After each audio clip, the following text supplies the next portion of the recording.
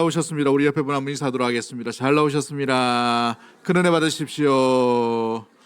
네, 오늘 본문의 말씀을 통해서 인간의 한계를 뛰어넘는 하나님의 계획, 인간의 한계를 뛰어넘는 하나님의 계획이라는 제목으로 말씀을 나누도록 하겠습니다. 사람들은 누구나에게나 한계가 있죠. 또 연약함이 분명히 있습니다. 그것이 체력이 되든지 건강이 되든지 또 자기의 능력이 되든지 지혜가 되든지 자기만의 한계점이 분명히 있는 것을 보게 되죠.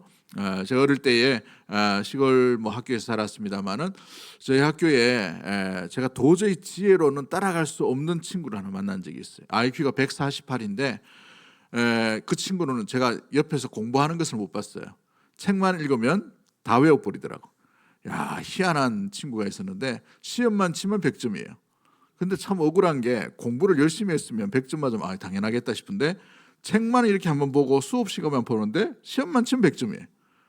야, 이게 도저히 머리가 못 따라가겠구나 했는데 또 보니까 전교 2등을 누가 하냐면 그 친구가 전교 1등이고 그 다음 전교 2등이 IQ가 98이더라고. 98인데 그 친구는 엄청나게 노력파였어요.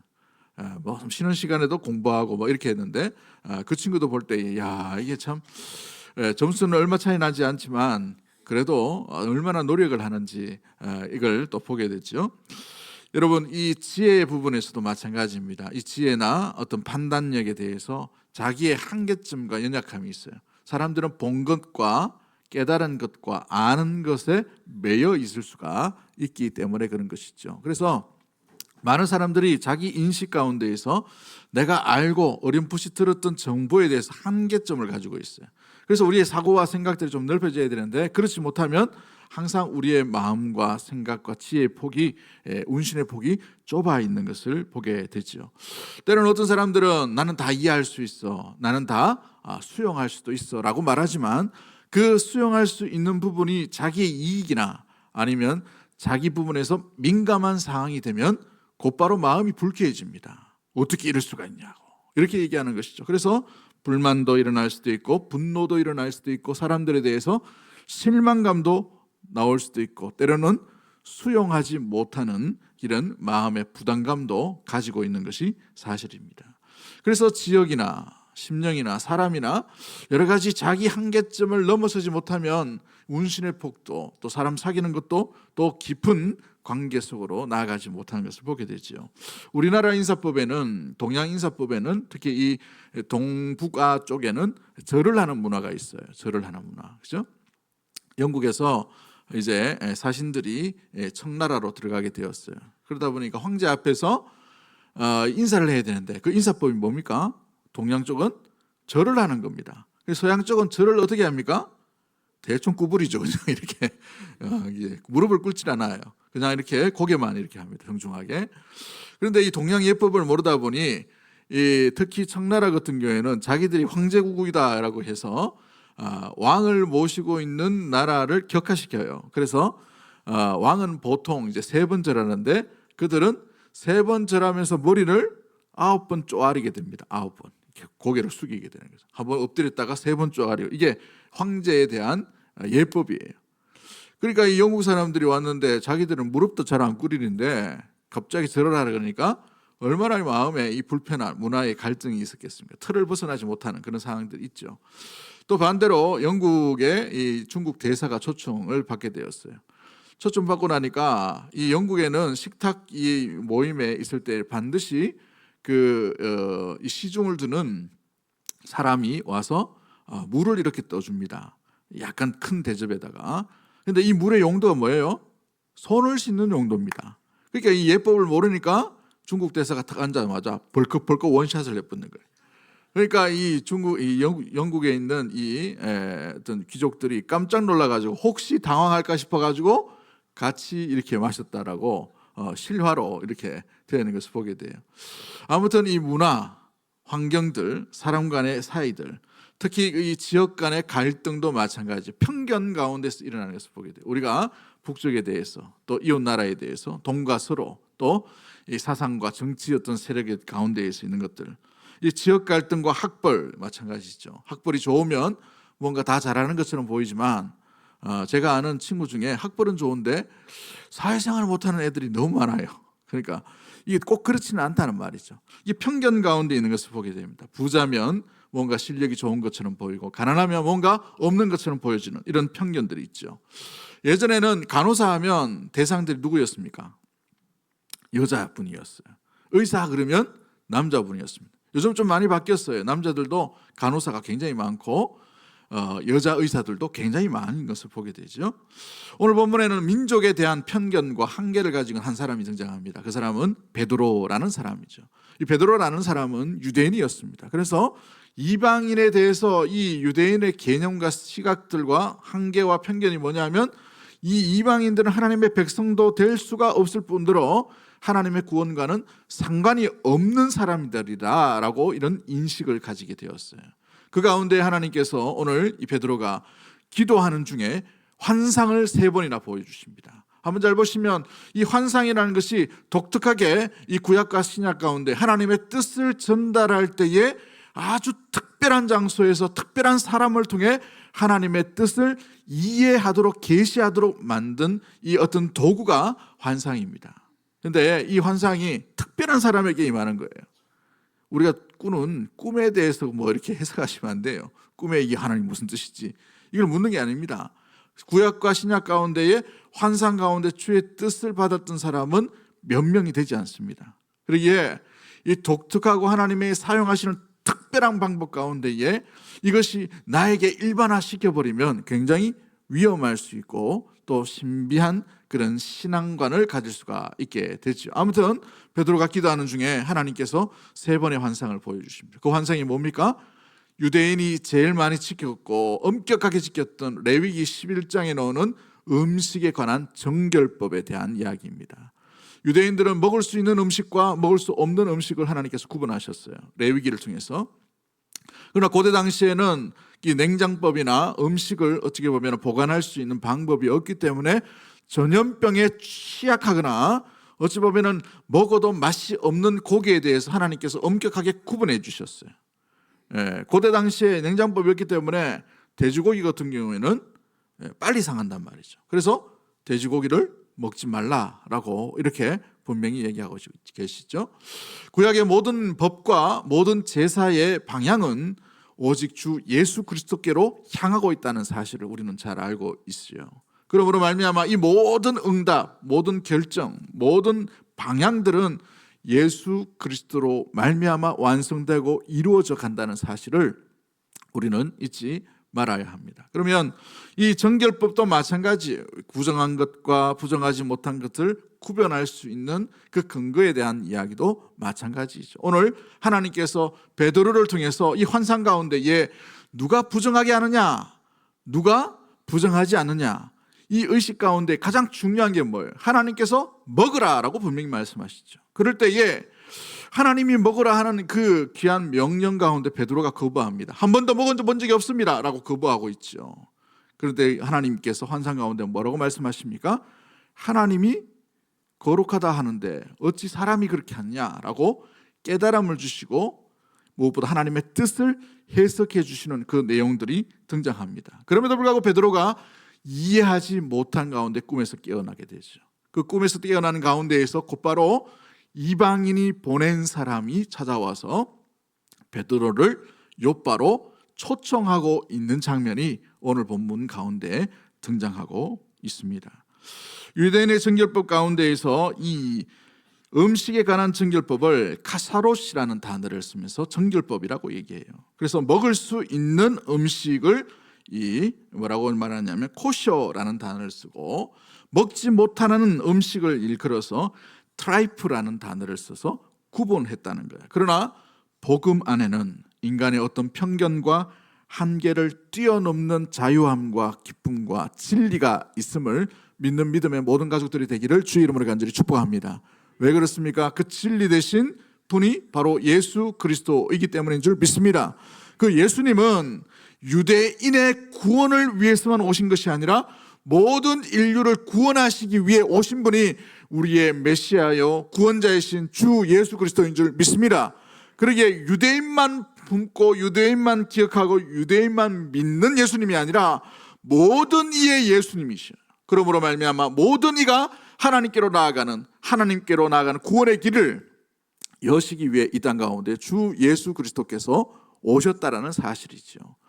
이 사도행전을 보면 1장 8절 말씀에 예루살렘과 온 유대와 땅끝까지 이르러 내 증인이 되라라고 분명히 예수님께서 승천하시면서 제자들에게 남겨주신 말씀이에요. 또 이 사명과 이 증인의 삶을 살기 위해 온전히 주 성령께서 그들 가운데 강력하게 임하여 주셨습니다. 그러나 여전히 베드로는 이 사마리아와 땅끝까지 이르러 내 증인이라 되는 이 증인의 삶을 오직 유대인에게만 복음을 전하는 것으로 제한하고 한계를 가지고 편견을 가지고 있었다는 말이죠. 유대인의 생각과 전통과 습관과 한계와 편견을 넘어서지 못하는 가운데에서 주님께서 기도하고 있는 베드로에게 깨달음을 주시기 위해 이 환상을 3번이나 주셨다는 사실을 보여주고 있습니다. 그렇습니다. 주님은 우리의 제한과 우리의 편견을 뛰어넘는 전능하신 분인 줄 믿습니다. 한계가 없으시는 분이에요. 주님은 구원자이신 주 예수 그리스도는 어제나 오늘이나 동일하실 뿐만 아니라 유대인에게도 헬라인에게도 또 이 대한민국 사람에게도 일본인에게도 또 중국인에게도 동일한 주 예수 그리스도임을 믿는 믿음의 모든 가족들이 되기를 주의 이름으로 간절히 축복합니다. 그래서 주님 안에는 한계와 제한이 없다는 것이죠. 누구든지 주의 이름을 부르는 자는 구원을 얻게 되는 거예요. 할렐루야. 오늘 이 자리 가운데 예수 그리스도를 믿지 않는 사람들이 있다면 주 예수 그리스도 안에 나옴으로 말미암아 주님을 믿음으로 주님의 백성이 되는 믿음의 모든 가족들이 되기를 주의 이름으로 간절히 축복합니다. 할렐루야. 그러기에 복음은 편견과 한계를 뛰어넘는 놀라운 소식이라는 사실이죠. 복음 안에 있다는 것은 이런 편견과 한계를 가지면 안 되는 것입니다. 우리 안에 있는 편견과 우리 안에 있는 한계는 무엇인지 우리 자신을 돌아보면서 복음이 우리를 자유케 함으로 말미암아 우리 역시도 이방인이 되었는데 예수 그리스도를 영접할 수 있고 또 예수 그리스도 안에 살게 되었고 하나님의 백성이 되었다는 사실을 기억하며 이 은혜에 감사하며 우리 안에 있는 한계는 없는지 우리 안에 또한 우리 스스로 만들어버린 편견은 없는지 돌아보며 이 편견 가운데 묶여 있는 것이 아니라 복음 안에 자유함으로 말미암아 주 예수 그리스도 안에 믿음으로 주의 뜻과 함께 동행하는 우리 대구동성의 모든 가족들이 되기를 주의 이름으로 간절히 축복합니다. 자, 그렇다면 복음 안에 살아가는 이 진리 안에 자유롭게 살아가기 위해 우리는 어떤 삶을 살아가야 될까요? 첫 번째가 뭐냐 하면 우리의 시각과 우리의 시선에서 주님께서 어떻게 바라보시는지 하나님의 시각이 뭔지를 분별할 줄을 알아야 합니다. 세상을 어떻게 바라보는가 이거 중요하다는 것이죠. 저는 대학에서 역사를 공부했습니다마는 이 역사가 너무 좋아가지고 중학교 때부터 고등학교 때까지 계속 역사학과 역사교육학과 계속 그만 원서를 냈었어요. 너무너무 좋아했기 때문에 교과서를 달달달 외울 정도로 이렇게 나중에 이게 뭐 지금 있는지 모르겠지만 교과서가 느들느들할 정도로 막 외웠어요. 이게 너무너무 재밌고 중학교 때 선생님이 얼마나 역사를 재밌게 가르쳐 주셨는지 그 역사책에 완전히 막 빠져들어가지고 막 그렇게 했었습니다. 그런데 이 대학에서 역사를 공부하다 보니까 역사를 공부하는 기초가 뭐냐 하면 역사, 세상을 어떻게 바라보는가, 시대를 어떻게 바라보는가. 첫 번째가 뭐냐 하면 공시적인 시각이 있습니다. 공시적인 동일한 시대, 동일한 사회 가운데 어떻게 그것을 시각으로 바라볼 건가. 그래서 사회의 현상에 대해서 이렇게 관찰하고 분별하는 그런 시각이에요.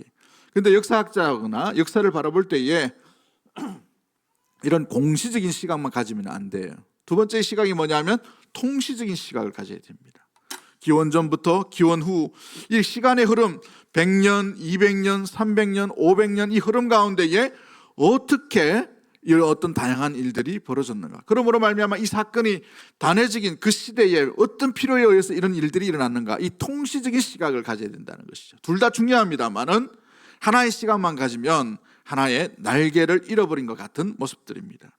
우리가 이 시대가 중요하고 우리 살아가는 시대의 현상들이 너무나도 중요하다고 생각되지만 우리 믿음의 성도들은 이 공시적인 시각뿐만 아니라 통시적인 이 천지 창조부터 이 종말에 이르기까지 모든 것을 관할하시고 다스리시고 통치하시고 지금도 운행하시고 지금도 이끄시고 지금도 함께하시고 지금도 다스리시는 주님의 시각을 간직해야 될 줄 믿습니다. 이 뭐냐 하면 전체적인 시각을 바라볼 수 있어야 된다는 것이죠. 종말의 시각을 가지고 바라볼 수 있어야 한다는 거예요. 그러기에 이 종말의 시각, 시간의 흐름 가운데 다스리시는 분이 누구인지를 분별할 줄 알면, 간직하고 믿음으로 아름답게 그 시각을 간직하게 되면 이 땅 가운데 있는 조그마한 결핍과 모자람과 어려움에 대해서 너무 가슴 아파하지 않아요. 실망하지 않을 수가 있습니다. 인생 다 살아보셔야 돼요. 뿐만 아니라 인생의 골인과 인생의 마지막 순간은 이 땅에서의 죽음으로 끝나는 게 아니에요. 영원한 하나님의 나라가 있다는 사실을 알기 때문에 우리에게 때로는 모자람이 있고, 때로는 부족함이 있고, 때로는 배고픔이 있고, 때로는 결핍이 있고, 슬픔도 있고, 낭만도 있고, 아픔도 있고, 고통도 있지만 그럼에도 불구하고 견딜 수 있는 이유와 근거가 있는 거예요. 이 땅의 삶이 끝이 아니기 때문에 그런 것이죠. 사랑하는 성도 여러분, 이 땅의 끝만을 주목하지 말고 주님께서 지금도 여러분을 위해 함께 하시고 주님의 나라, 주님의 뜻을 이루어 가신다는 시각을 붙들 수 있는 우리 대구 동성의 모든 가족들이 되기를 주의 이름으로 간절히 축복합니다. 그래서 많이 가졌다 해서 여러분 너무 기뻐할 필요도 없고, 많이 없다 하더라도 너무 슬퍼하지 마세요.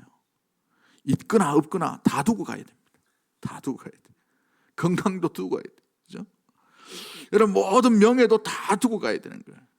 저 하나님 나라에는 개념과 가치관이 다른 놀라운 세상이, 이 영원한 나라 하나님의 나라가 우리 믿음의 성도 하나님의 백성 가운데 보장되어 있고 기다리고 있다는 사실을 기억하고, 그 주님의 이 나라가 이루어져 감을 주님의 시각을 가지고 온전히 기억하고 이 시대를 분별할 수 있는 우리 대구 동성의 모든 가족들이 되기를 주의 이름으로 간절히 축복합니다. 베드로는 그 시각을 가지 못했어요. 가지지 못함으로 말미암아 이 복음이 유대인 것이라는 생각만 가지고 있었습니다. 여러분, 편견이라는 것이 얼마나 무서우냐면 편견은 한쪽만을 바라보게 됩니다. 그래서 편견인 거예요.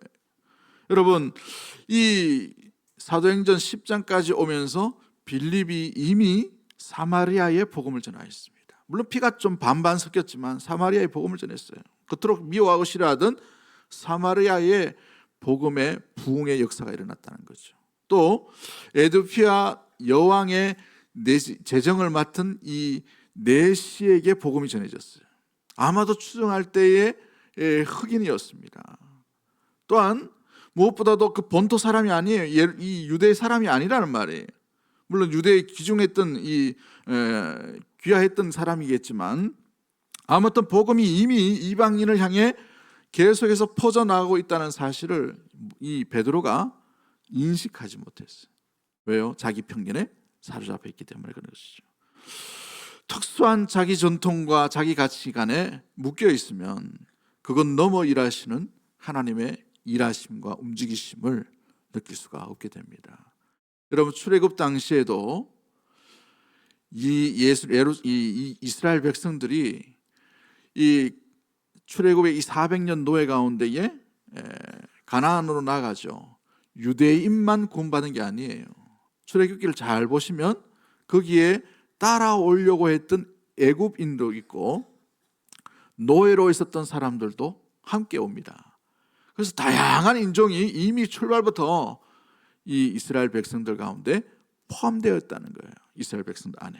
그렇죠? 그러므로 사람을 겉모습으로 우리는 판단할 수 없고 우리의 인식과 우리의 사고와 우리의 생각 속에 그 편견에 머물러 있지 않는 것이 복음의 확장성이라는 사실입니다. 여러분, 그러기에 절대로 우리가 어떤 겉모습을 바라보면서 사람이 저렇겠지라는 편견을 가지면 안 되는 거예요. 복음을 잘 이해하지 못하는 결과입니다. 예전에 실제로 있었던 일인데 몽촌토선이라는 곳이 있습니다. 서울 잠실 쪽에 가면 고구려의 성이기 때문에 남한 쪽에 있는 고구려 성이라 해서 이 발굴될 때 굉장한 이슈가 있었습니다. 그래서 처음 이렇게 발굴하다 보니까 무슨 일인지 모르니까 이렇게 많은 발굴팀들이 들어가서 작업복을 입고 삽과 붓을 들고 이렇게 땅을 파고 있었어요. 그런데 그 마침 그 지역을 지나가고 있는 아기 엄마가 아이와 함께 산책을 가게 되었어요. 산책을 가면서 보니까 막 이렇게 인부들이 흐름한 옷을 입고 작업을 해야 되니까 삽 들고 곡괭이 들고 붓 들고 이렇게 막 이렇게 땅을 파고 있으니까 그 아이 엄마가 아이를 보고 뭐라고 얘기했냐면, 니도 공부 안 하면 절해야 된다 이렇게 하는 거예요. 절해. 근데 절해야 된다라고 했던 분이 서울대 출신이에요. 서울대 교수님이란 말이에요. 우리가 그 모습을 보고 사람을 판단할 수가 없어요. 복음은 여러분 편견을 뛰어넘고 한계를 뛰어넘는 거예요. 그래서 야고보서 2장 1절 말씀에 사람을 뭐로 취하지 말라라고 되어 있어요. 외모로 취하지 말라는 거죠. 스탠리 존스라는 사람은 편견에 사로잡히면 항상 약하게 되어 있다라고 되어 있어요. 뭔가 이 연약한 부분이 함께 있는 것이죠. 그래서 34절과 35절 말씀에도 하나님은 외모로 취하시는 분이 아니다, 외모를 보시는 분이 아니다라는 거죠. 중심을 보시는 분이죠. 골로새서 3장 11절 말씀에도 어떤 인종 가운데에 차별이 있을 수가 없다라고 되어 있습니다. 차별이, 세상은 차별하지만 예수 그리스도 복음 안에서는 차별이 없음을 기억할 수 있게 되기를 주의 이름으로 간절히 축복합니다. 그렇습니다. 그러므로 말미암아 여러분, 우리 가운데 좀 연약하고 부족하고 모자라고 무능하고 했다 하더라도 여러분 자체가 가치 없는 존재라고 판단하지 마세요. 왜냐? 우리가 이 연약하고 부족하고 나약하지만 이 나약한 자를 완전하신 주님이 불러주시고 하나님 백성 삼아주시고 하나님의 자녀 삼아주신 줄 믿습니다. 우리가 우리의 연약함을 묵상하는 것이 아니라 하나님의 전능하심을 묵상하고 있는 거예요. 이것이 바로 하나님의 시각을 가지고 세상을 바라보는 것이고, 하나님이 어떻게 일하시는가, 하나님의 눈이 뭔가를 바라보고 분별하는 것이 바로 성도의 모습이라는 사실입니다. 요셉을 보십시오. 모세를 보세요. 여호수아를 보십시오. 갈렙을 보십시오. 저마다 바라볼 때에 정말 낙오된 사람이고, 정말 가족으로부터 미움을 당한 사람이고, 힘이 없는 사람이고, 그렇죠? 2인자의 그늘 아래 살았던 사람이에요. 그러나 하나님이 그들을 사용하시니까 어떻게 됩니까? 그들이 완벽해서 사용하신 것이 아니라 그들이 연약함 가운데 완전하신 분이 사용하시기에 놀라운 일들을 일으키신 하나님의 뜻을 이루는 귀한 하나님의 동력자가 되게 된 줄 믿습니다. 바로 그것이죠. 사람을 있는 그대로 바라볼 때에 주님이 함께 하시면 어떤 연약함 가운데서도 주님은 충분한 기적과 이적을, 놀라운 능력을 일으키실 수 있는 놀라운 은혜의 하나님이요 전능하신 분이 우리가 믿는 신실하신 주님인 줄 믿습니다. 그 주님의 시각을 바라보고 세상을 바라볼 수 있다. 이웃을 바라보셔야 됩니다. 또 우리 함께한 믿음의 성도를 바라보셔야 돼요. 아이고, 저 집의 뽕이 이제 끝났네, 이런 시각이 아니에요. 이제부터 시작하는 거예요. 이제부터. 할렐루야. 끝이라고 생각되는 그 순간의 시작이라는 거예요. 시작. 두 번째 우리가 가져야 될 모습들이 무엇입니까? 내 경험이 우선이 아니라 주님의 영원토록 변하지 않는 말씀을 우선해야 돼요. 말씀을. 여러분, 내 경험은 상대적일 수가 있습니다. 내가 기도하고 나왔다, 내가 어떤 믿음으로 살다 보니 이렇게 했는데 하다 보니 이런 일이 되었다, 문이 열렸다, 성공했다. 여러분, 이건 자기 경험이에요. 자기 경험. 여러분, 이 자기 경험을 절대화시키면 위험할 수가 있습니다. 물론 하나님께서 주시는 은혜로 인하여서 기도했는데 일이 풀리고, 기도했는데 자녀들이 잘 되고, 기도했더니 놀라운 일들이 일어났다는 놀라운 하나님이 주신 간증이요, 기억이요, 은혜의 순간이죠. 그런데 이것을 다른 사람에게도 절대화시키면 위험할 수가 있습니다. 그렇죠? 만약에 이 경험들을 절대화시키면 어떻게 됩니까? 그렇죠? 장례식장은 문 닫기 딱 좋은 모습이에요. 왜요? 나사로야 일어나라, 이 경험이 나사로에게 대한 어떤 절대적인 경험이 모든 사람에게 경험이라면 죽을 사람이 누가 있겠습니까? 장례식 문 닫아야 돼요. 장례식장. 그죠? 나사로는 지금 봤을 때 그때 살아나고 난데 또 죽었어요. 예? 여러분, 우리가 병 고침이나 어떤 일이 일어났다, 이게 우리의 경험이 절대화되어 버리면 어떻게 됩니까? 남에게 강요합니다. 이거 해봐, 저거 해봐. 근데 권유나 어떤 부탁이나 어떤 알려주는 그런 방법으로는 좋습니다만은 이게 자녀들에게 해버리면 잔소리가 돼요. 신앙의 잔소리. 예. 신앙의 잔소리가 되면 아이들이나 또 믿음이 연약한 사람은 귀를 막아버리기 굉장히 쉽죠. 베드로는 이방인에게까지 복음을 전하는 일을 한 번도 경험해 보지 못했습니다. 그래서 복음 전하는 일에 무엇보다도 막혀 있어요. 이방인에까지 나아가지 못하는 것을 보게 돼요.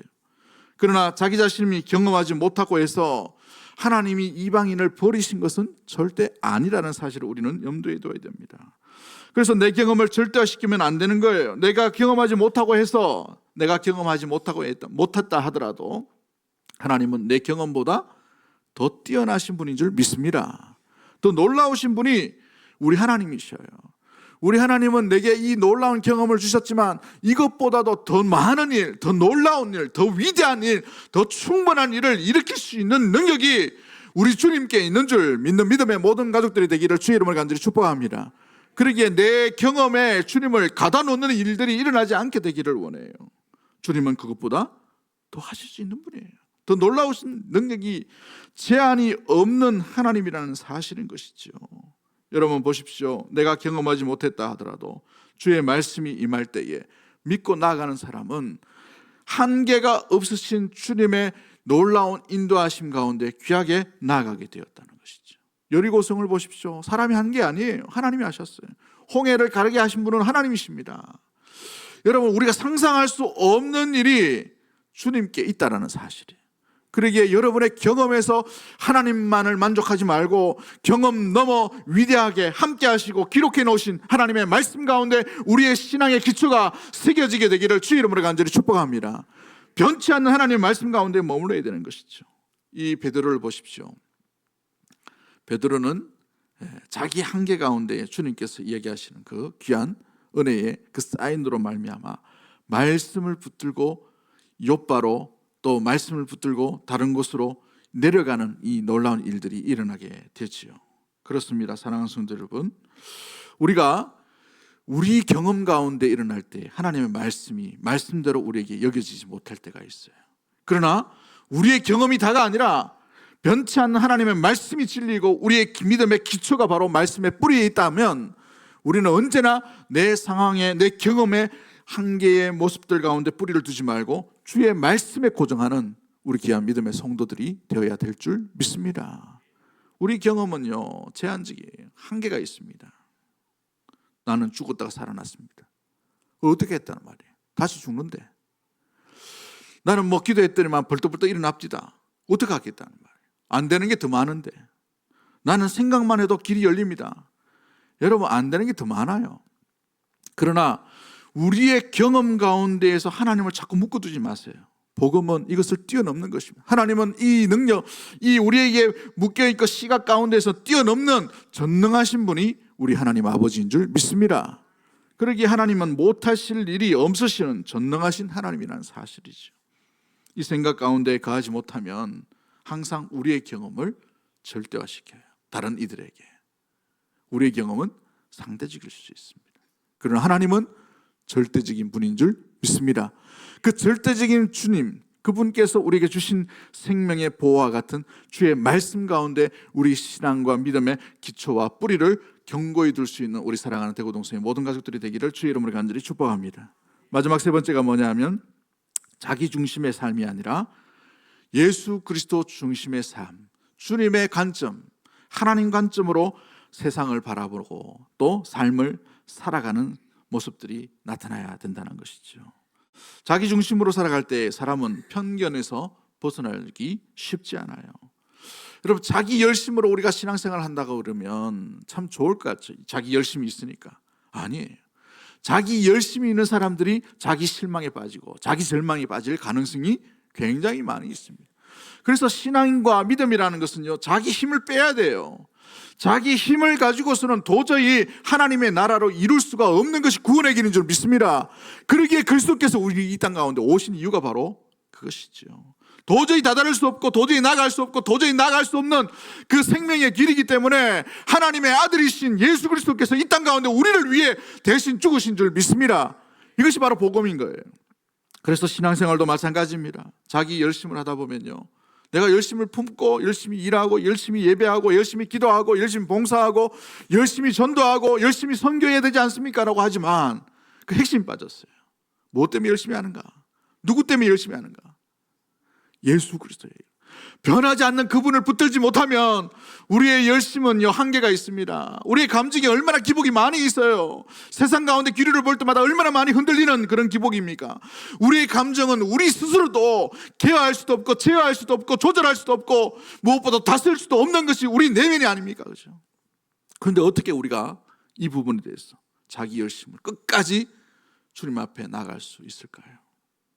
여러분, 베드로를 한번 보십시오. 자기 열심에 충만한 사람이었어요. 혼장담했던 사람입니다. 주님과 함께 어디든지 가겠습니다라고 했어요. 그런데 여종이 이야기할 때 어떻게 됩니까? 곧바로 예수님을 부인하죠. 부인하는 것만 머무는 것이 아니에요. 제자들은 그냥 도망갔습니다만은 하필이면 이 참 베드로는 정확하게 표현하고 있죠. 저주했다라고 되어 있어요. 저주했다. 눈과 눈이 마주칠 때에 예수님을 부인하고 외면하고 난 뒤에 저주까지 했던 사람이 이 호언장담했던 자기 열심의 제자였던 베드로였습니다. 그는 칼을 들고 대제사장의 종의 귀를 쳐버렸어요. 자기 열심이 있는 사람은 바로 이와 같다는 거예요. 자기 열심에 충만하다 보니 자기의 열정으로 그 일을 합니다. 하나님의 나라는 칼이 아니다라고 예수님께서 얘기하시죠. 그로 말미암아 결국은 예수님까지 부인하고 저주하는 일을 일어나게 되는 것입니다. 참된 신앙은 자기 열심으로만 살아가는 것이 아니라 자기 열정 가운데에서 왜 이 일들 가운데 내가 열심을 품어야 되는지, 내가 받은 사랑과 내가 받은 은혜가 무엇인지를 진정으로 깨닫고 그것 때문에 아무것도 할 수 없는 것, 할 수 없는 자격 가운데에 나를 불러주시고 살려주시고 나를 사용하여 주시고 나를 자녀 삼으신 그 하나님의 은혜에 감사해서 나오는 아름다운 반응이 바로 믿음의 순종의 반응인 열심의 모습이 되어야 하는 것이지요. 사랑하는 성도 여러분, 신앙이란 다른 말로 말하면 자기 객관화예요. 내가 얼마나 연약하고 내가 얼마나 모자란 사람인가, 내가 얼마나 부족한 사람인가를 깨닫는 것이죠. 예수님을 진정으로 영접한 사람은 그 관점이 내가 아니라 하나님께 그 관점을 내어드리는 것을 보게 됩니다. 베드로를 한번 잘 보십시오. 그가 지금 이 부정한 음식을 난 한 번도 먹어본 적이 없습니다라고 강하게 부정하고 있는 것을 보게 되죠. 왜 하나님이 먹으라 한 것을 왜 먹지 못하느냐? 한 번도 먹어본 적이 없는데요. 그건 없는 것이죠. 자기 중심이에요. 자기 중심. 그런데 이 율법에 충만하고 율법을 잘 지킨 것처럼 보였던 베드로를 한번 잘 보십시오. 아이러니한 장면이 등장하고 있어요. 우리 9장 마지막 절로 넘어가면 이 베드로가 요바에 누구 집에 살고 있습니까? 머물고 있나요?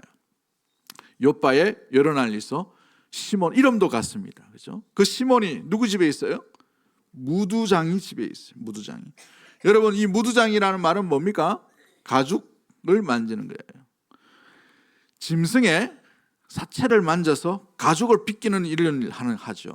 우리 교회 옆에 보니까 가죽 공예 집도 있던데 지나고 나니까 이렇게 멋지게 만드는 그 모습도 보게 봤는데요. 지금은 이렇게 가공된 가죽이 오지만 고대 당시에는 짐승의 사체에서 가죽을 벗기는 게 피를 안 문질 수가 없는 거예요. 안 만질 수가 없는 거죠. 근데 율법을 지키는 유대인입니까? 율법을 어긴 유대인입니까? 율법을 지키지 않는 유대인일 수 있어요. 그러면 그 집에 있다는 말은 뭡니까? 베드로 역시도 동일한 사람 취급받는 것이죠. 고대 당시에 유대인의 교훈책이 미시나라는 책이 있는데 이 무두장이 가죽 만지는 사람에 대해서 얼마나 차별을 하고 편견이 있었는지 이렇게 얘기합니다. 만약 혹시 또 가죽 공예하신 분이 여기 있는가 모르겠는데 옛날에 그런 거예요. 지금은 그런 게 아니고 가죽 일을 하는 남편과는 이혼을 해도 합법이다라고 얘기했어요. 왜냐하면 이게 너무 이 잔인하고 사체를 만진 이 율법에 엄격하게 금지하고 있기 때문에 그런 것이죠. 이미 베드로는 스스로 율법을 지키지 않는 모습들 가운데 있다는 사실입니다. 부정한 작업을 가진 시몬, 무두장이 시몬의 집에 복음을 간직하고 나는 깨끗합니다라고 이야기하는 베드로가 머물고 있다는 것은 아이러니한 장면이라는 사실입니다. 구약시대의 성전의 음악은 순수한 레위인들만 했어요. 온전히 주님만 섬기기 위해 자기 직업을 가지지 않는 레위인만 섬기도록 했습니다. 죄송합니다만 여자분들은 들어올 수가 없는 그런 모습이었어요. 중세 시대 때도 소수 성직자들만 성가대에 설 수 있었어요. 우리 성가대는 다양한 모습들이죠. 자기 직업을 가진. 근데 중세 때만 하더라도 소수의 성직자들만 설 수 있었습니다. 물론 여자도 제외가 되었어요. 회당이라는 그 예배 가운데 있을 때에는 이 악기, 특히 이 피아노와 올겐과 이 악기들은 사용할 수가 없었어요.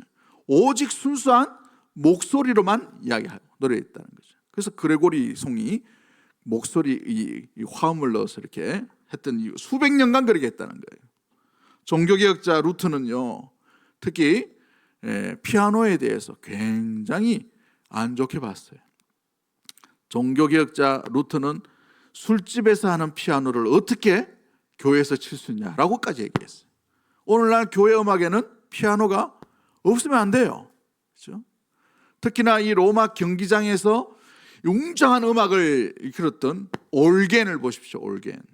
올겐은 로마 경기장에서 사용됐던 음악을 대표했던 악기가 올겐이었어요.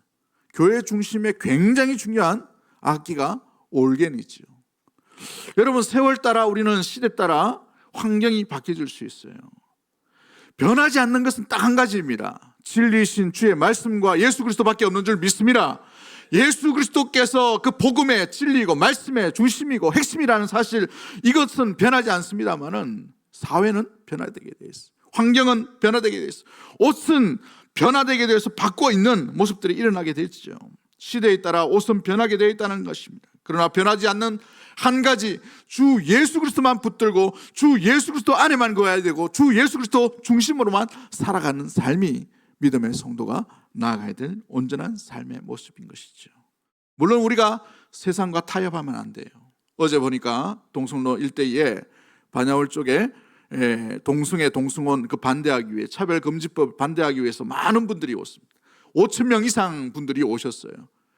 저도 한번 가보려고 했는데 시간상 이게 못 갔습니다만은 많은 목사님들이 가서 사진도 찍고 함께 이렇게 했는, 시대가 창조 질서를 어겨가면서 이런 이상한 법들이 나타나고 있는 것을 보게 됩니다. 이것은 우리가 분명히 맞서야 돼요. 타협할 수가 없어요. 그러나 중요한 것은 우리 주 예수 그리스도 안에 있는 순수한 복음 외에 다른 부분들은 우리가 시각과 편견이 사라져야만 비로소 그들 가운데에 복음과 하나님의 나라가 온전히 나타나게 되는 통로로 우리가 쓰임받을 수가 있게 되는 것이죠. 말씀 전하다가 베드로가 만약 이 하나님의 말씀을 거부했다면 어떤 일이 났을까? 우리에게도 복음이 전달될 수가 없게 되는 거예요. 땅끝이라는 개념이 유대인에게만 머물러 있다면 우리 역시도, 여러분, 우리 유대인이 아니에요. 우리는 동양인입니다. 그렇죠? 동양인. 그런데 우리에게까지 이 복음이 전파되는 일이 없어지지 않았을까? 기도의 가장 핵심들이 바로 여기에 있습니다. 환상 가운데 주의 뜻을 알고 기도하는 자가 주의 말씀이 임할 때 뜻을 알 때에 그 뜻대로 곧바로 일어나 주의 말씀이 지시하는 곳으로 나아가는 것이 참된 주의 뜻을 아는 자요 기도하는 자의 온전한 삶의 모습인 것이죠. 이것이 바로 나 중심적으로 살아가는 자가 아니라 하나님 중심으로 살아가는 자의 온전한 삶의 모습인 것입니다. 겟세마네 동산에서 우리 예수님께서 뭐라고 기도하시나요? 나의 원대로 마옵시고 아버지의 뜻대로. 이것이 그리스도 중심으로, 하나님 중심으로 우리 주 예수 그리스도께서도 바로 이와 같은 삶을 우리에게 온전히 보여주셨다면, 복음의 이 귀한 편견과 한계를 뛰어넘어 우리에게 온 이 복음이 우리에게서 막히는 일이 없도록 우리 마음 가운데에 나 중심의 삶이 아니라 그리스도를 향한 그리스도 중심적인 그런 삶으로 말미암아 오늘 여러분의 가족과 여러분의 이웃과 여러분의 일터 가운데에서 복음이 여러분을 통해서 하나님 나라가 온전히 이루어지는 놀라운 일들 가운데 쓰임받는 우리 대구동성의 모든 가족들이 되기를 주의 이름으로 간절히 축복합니다. 여러분의 시선을 주께 고정하는 우리 대구동성의 모든 가족들이 되기를 주의 이름으로 간절히 축복합니다. 이 시간 우리 찬양 하나 할까요? 내게로부터 눈을 들어 주를 보기 시작할 때에 주의 일을 보겠네. 내 작은 마음 돌이키사 하늘의 꿈꾸게 하네. 주님을 볼 때 우리 믿음으로 고백합니다. 내게로부터 눈을 들어 주를 보기 시작할 때 주의 일을 보겠네. 내 작은 마음도 이기사 하늘에 꿈꾸게 하네. 주님을 볼 때 모든 시선을 주님께 드리고 살아계신 하나님을 느낄 때 살아계신 하나님을 느낄 때 내 삶은 주의 역사가 되고 하나님이 일하기 시작할 성령이 나를 변화시켜 성령이 나를 변화시켜 모든 두려움 사라질 때 주의 일을 보겠네. 주의 일을 보겠네. 황폐한 땅 한가운데서 황폐한 땅 한가운데서 주님 마음 알게 되리. 주님을 볼 때 주님을 볼 때 모든 시선을 주님께 드리고 전능하신 하나님을 느낄 때 세상은 주의 나라가 되고 하나님이 일하기 시작 모든 시선을 주님께 모든 시선을 주님께 드리고 전능하신 하나님을 느낄 때 전능하신 하나님을 느낄 때 세상은 주의 나라가 되고 하나님이 일하기 시작하네. 목소리를 찬양합니다. 모든 시선을 주님께 드리고 전능하신 하나님을 느낄 때 세상은 주의 나라가 되고 하나님이 일하기 시작하네. 사랑하는 성도 여러분, 복음이 우리에게 오기까지 많은 이들의 편견을 벗어나고 자기 시각을 주님께 고정하고 자기 경험이 아니라 하나님의 말씀에 고정하고 자기 중심이 아니라 하나님 중심으로 살아가는 그 순종의 길 가운데에 우리에게도 이 귀한 복음이 전해지게 되었습니다. 그러나 우리가 한계를 가지고 편견을 가지고 나가다 보면 이 복음이 우리에게만 머물러 있게 되는 것이죠. 우리의 시선을 주님의 시선으로 나갈 수 있도록 주님, 우리가 어떤 이들을 바라볼 때 주님의 마음을 가지게 하여 주시옵소서.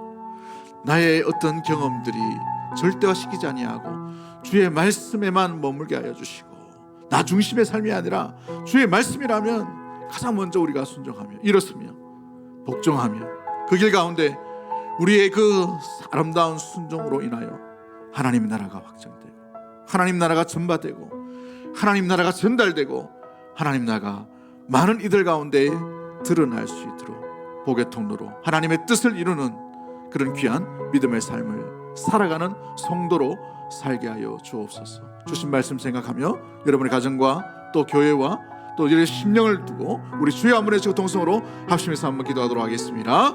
주여